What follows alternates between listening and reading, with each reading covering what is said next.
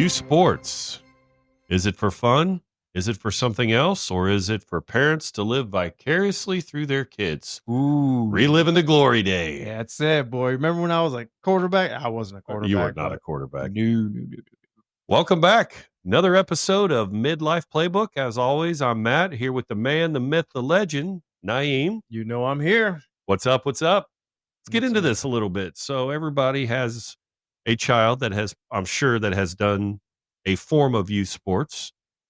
What say you about youth sports, my man? I feel like you got somewhere to go with this. Oh, man. So listen, 10 years old, 11 years old, 12 years old. We got soccer, football, basketball, performance jump rope. And I'll get into that too. I didn't even know that was a thing, by the way. That's a thing, man. And but these kids are amazing, by the way. So let me preface by saying this. I'm not taking anything away from these kids because these kids get out there and they bust their ass, especially the way the demands are placed on them, Right. as if they're freaking professional athletes. Yeah. And I'm going to go off on here for a little bit because I got to tell you, I'm going to start off with these practices that are 5 days a week or practices that are even, 4 days a week or whatever it may be. But they keep these kids around for 2 hours at a time. And I'm going to tell you what really pisses me off, and I cannot stand it, is when practice is from 8 to 9 for my sixth grader. And it's been 8 to 9 since he's been in fourth grade. So you got fourth graders practicing at 8 o'clock at night to 9 o'clock. To 9 o'clock at night. And then you're driving home. You ain't getting to bed till 10. Ain't getting to bed till 10. And let's just say when they're done practicing, they're still hungry. So when they come home, they got to eat. Right. Let's hope they did their homework before they went to practice. But here's what really, really pisses me off about these coaches. You guys haven't noticed Naeem's getting worked up on this. Oh, yeah. This is where anger management could come into play. Is this a losing your shit episode we did? I know. Oh, my gosh. So you look at it, practices from 8 to 9. I expect my kid to be walking out of that building at 9:02. Right. Right. You don't. Give them a chance to grab their water, grab your bag, grab your ball. Let's go. We got to get home. It's 9:15. 9:15, 9:20. Yep. I got so pissed off one night. I didn't address the coach directly. Right. I went to the group chat. And addressed This it is in my there. passive aggressive way of letting what every parent thinks, but doesn't have the Nobody balls wants to to say say it. it. Nobody wants to say it.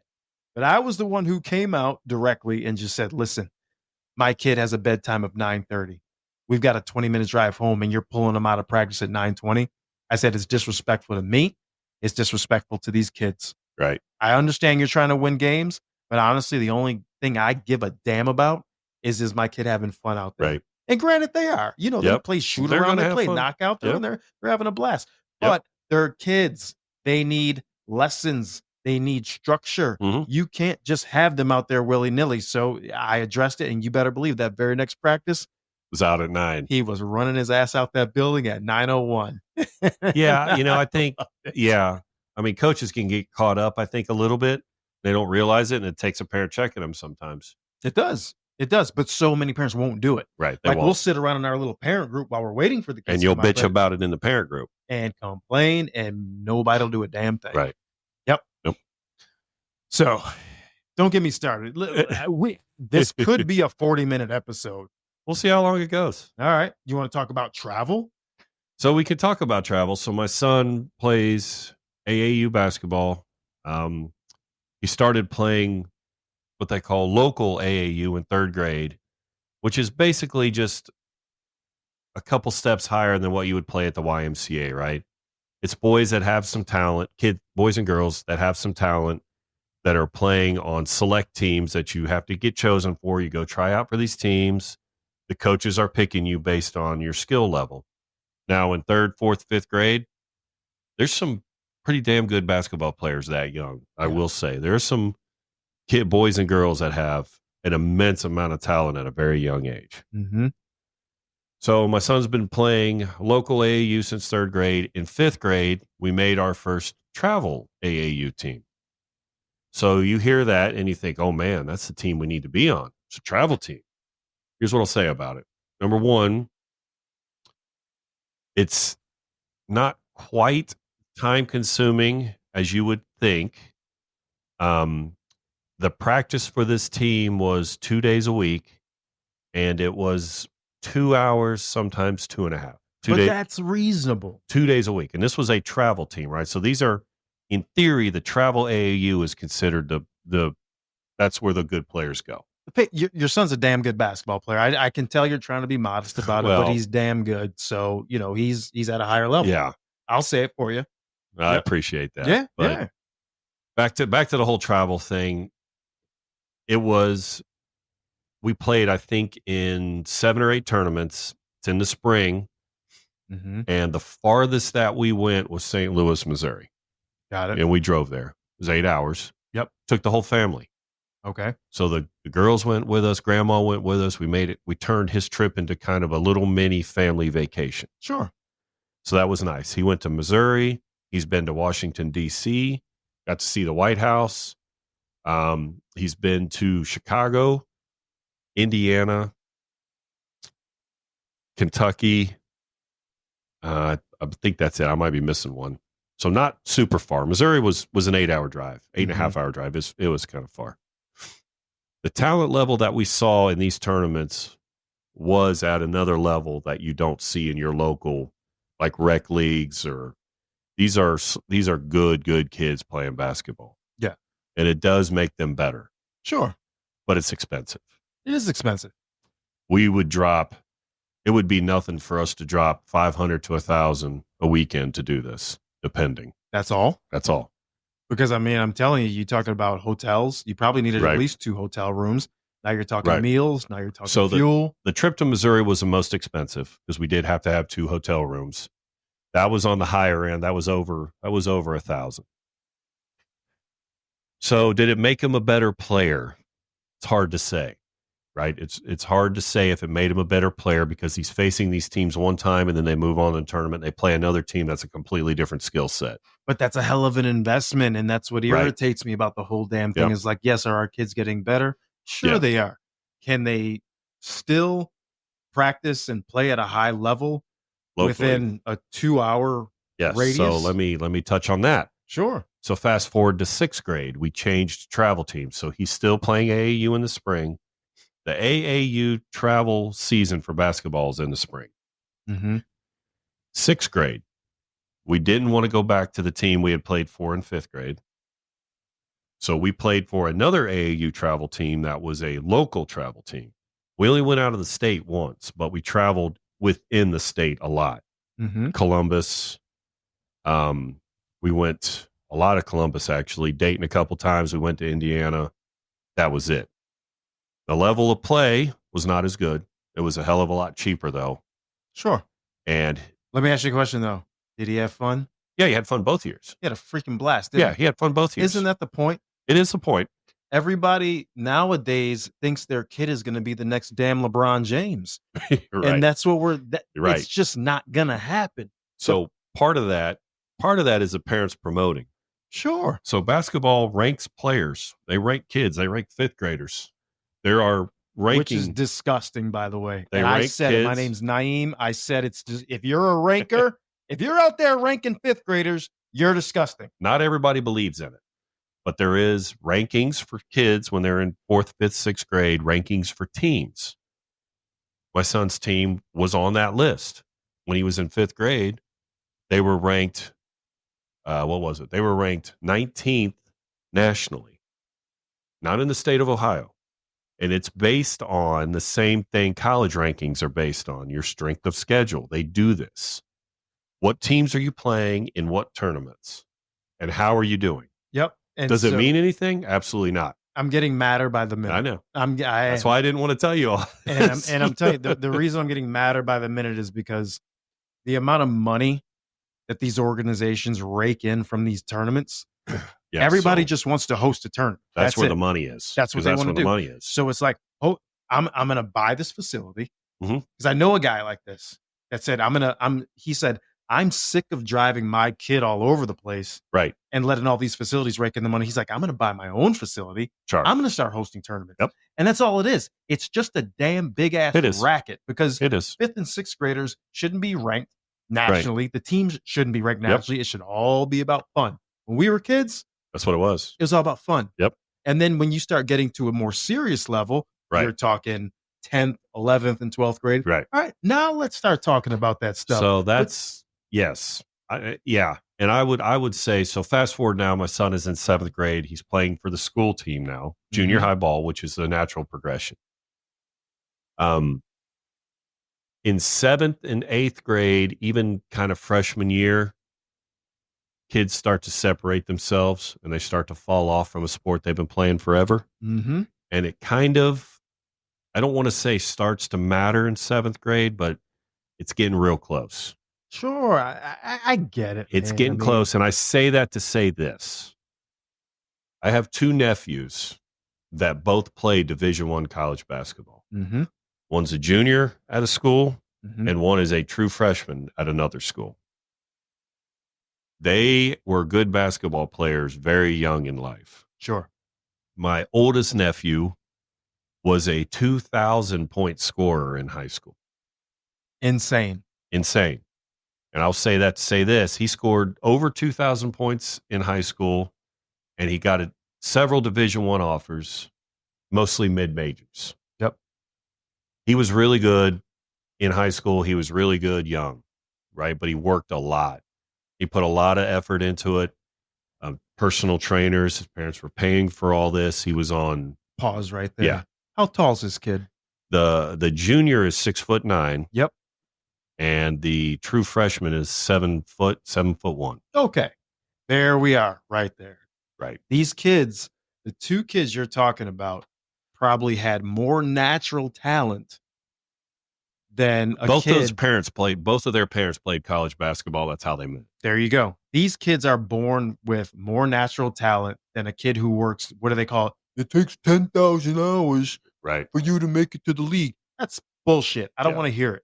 These kids, that's like these golfers out here. Yeah. You know, the Tiger Woodses of the world and, you know, the Sergios and the Bliss and that.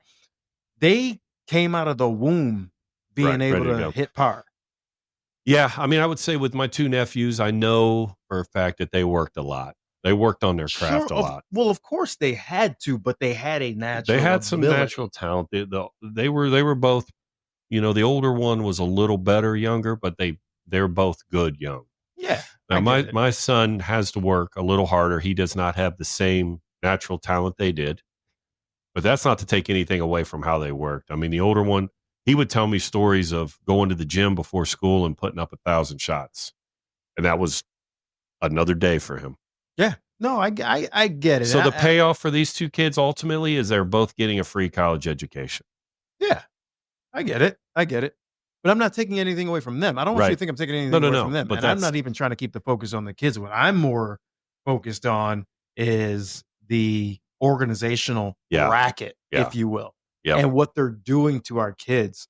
And it brings me to another thing that pisses me off, man. I'm in this high school gym, and it's in all the high schools now. It's even in some of the middle schools now. They are celebritizing, if that's a word. Sure. They're turning these kids into celebrities. Yep, they do. They're trying to make them, you know, be worshipped by, I mean, you go in the gyms, they got huge banners of the kids doing these professional photo shoots. And I mean, what the hell is going on? And you know, there's companies out there you can hire to put a highlight reel together of your 5th grader. Oh, yeah. And they'll put it all over social media everywhere. A 5th grader. Yeah, 5th grader. And that would not exist if there weren't tournaments that were out there that you have to pay for, where these crazy coaches are like, man, we got to get in this tournament. We got to get in this tournament. It's just money. And everyone removes fun from it. And it's all about, is my kid going to be the next kid to go pro? Yeah. I'm here to tell you right now, your Probably kid ain't going pro.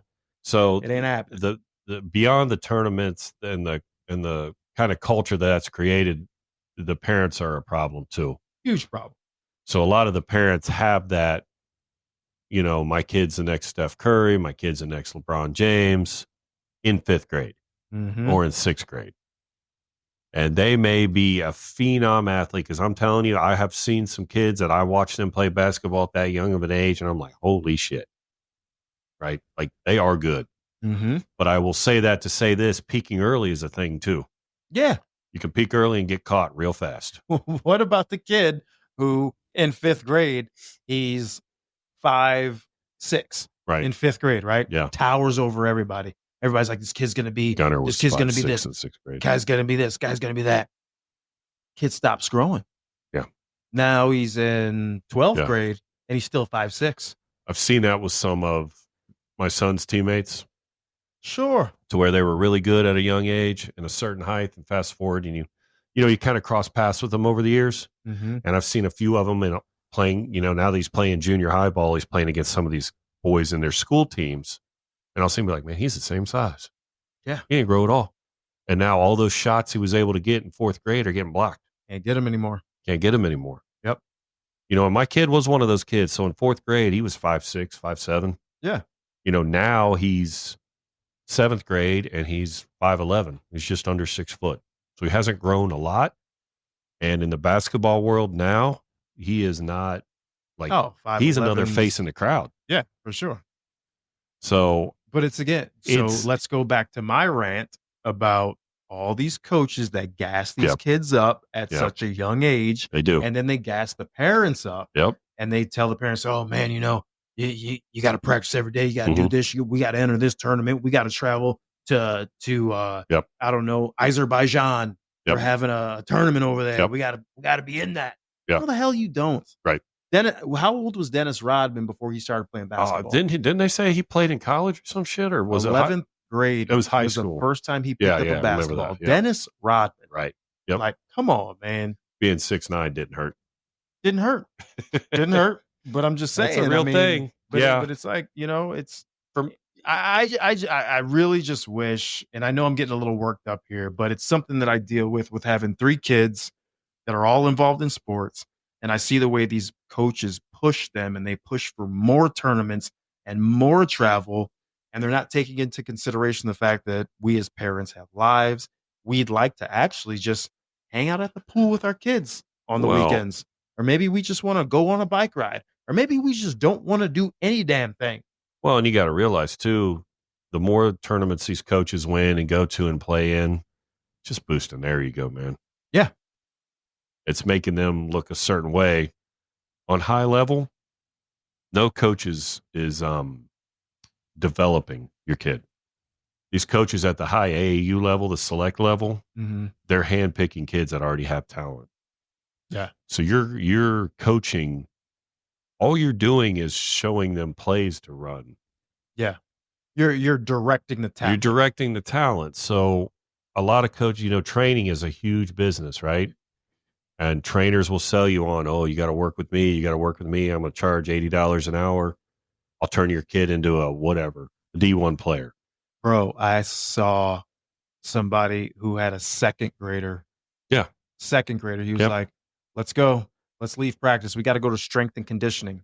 Strength and conditioning in 2nd grade. Are you kidding me? Yep. It's a thing. It's out of control, man. It's out of control. I don't push the kids in any particular direction. Yeah. I just say, did you have fun? That's always my number one question. Did you have fun? And if they come back and they're like, I'm just not having fun anymore. Yep. You know what? Then you don't have to play anymore. You're going to finish the season. Right. Because you committed to season. it. You don't quit the season. You don't quit on your team, but you don't have to come back. I've never made my son play. I ask him at the end of every season going into the next one, do you want to play again? Mm-hmm. And I let him answer yes or no. Absolutely. And that's the way it should be. The other side of youth sports, it's not all bad. No. And please. It's not all bad. There's a lot wrong with it. I'm just talking about the shit that pisses me off. And I agree. There is a lot wrong with it, but talk a minute or two about some of the good stuff with it. Yeah. Right?